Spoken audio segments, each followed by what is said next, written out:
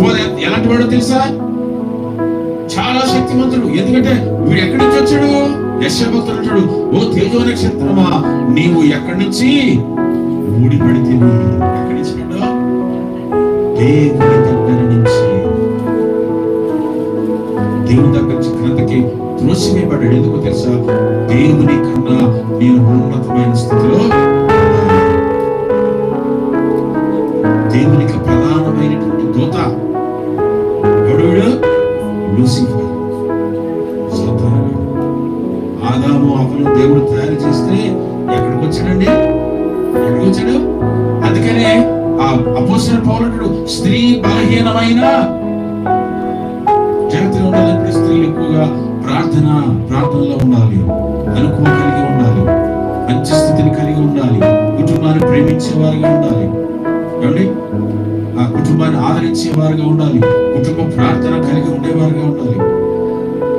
ఇందాక మరి సహోదరి వసంత గారు చెప్పారు కదా సాక్ష్యం, ఎంత భయంకరమైనటువంటి పరిస్థితి నుంచి దేవుడు ఆ కుమారుడిని రక్షించారు. ఎందుకో తెలుసా? ఆవిడ ఎక్కడ నడుస్తుంది? జీవ మార్గంలో నడుస్తుంది, దేవుని వైపు నడుస్తుంది, దేవుడిని ప్రేమిస్తూ ఉంది.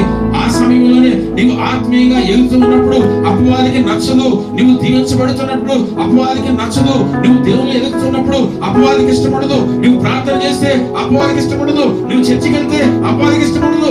దేవుని మందిరానికి వెళ్తే అపవాదికి ఇష్టపడదు. ఏదో ఒకలాగా మనం ఏం చేస్తాం తెలుసా? బలహీనపరుస్తుంది. అది అపవాది యొక్క నైజం. లాగేస్తా ఉంటాడు వెనక్కి. అందుకే చాలా మంది బుధవారం కనబడరు, శుక్రవారం కనబడరు, ఆదివారం కూడా కొంతమంది కనబడరు. అపవాది గర్జించు సింహం వలె ఎవడని ఏం చేస్తాడు? ఎదురు చూస్తాడు. అంత శక్తిమంతుడండి ఎవరు? అపవాది. అపవాదిని జయించడము మనం సరిపోము. అపవాది జయించడానికి మనకు కావాల్సిన దేవుని శక్తి కావాలి. ఒక ఆరాధన ప్రారంభం ఏంటిది? నా శక్తి చేత, శక్తి చేత కాదనెను, బలముతో అది కాదనెను, శక్తి చేత కాదనెను, బలముతో అది కాదనెను, దీని చేతుని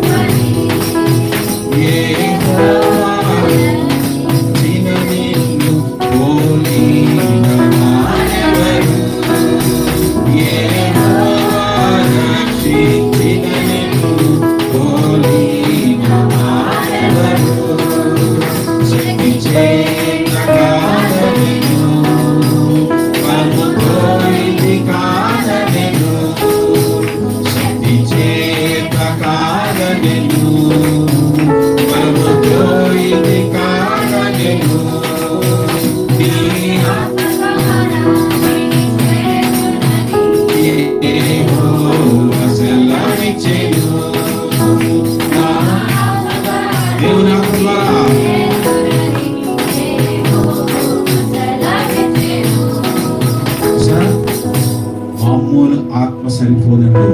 ఈ ఆత్మ దేవుని ఆత్మ. ఊరికి ప్రార్థన చేసేసి ప్రభువా మీకు వందనాలు స్తోత్రాలండి, నాకు ఆత్మ ప్రభువా అని మనం పారిపోతే అపవాదిని జయించలేమో.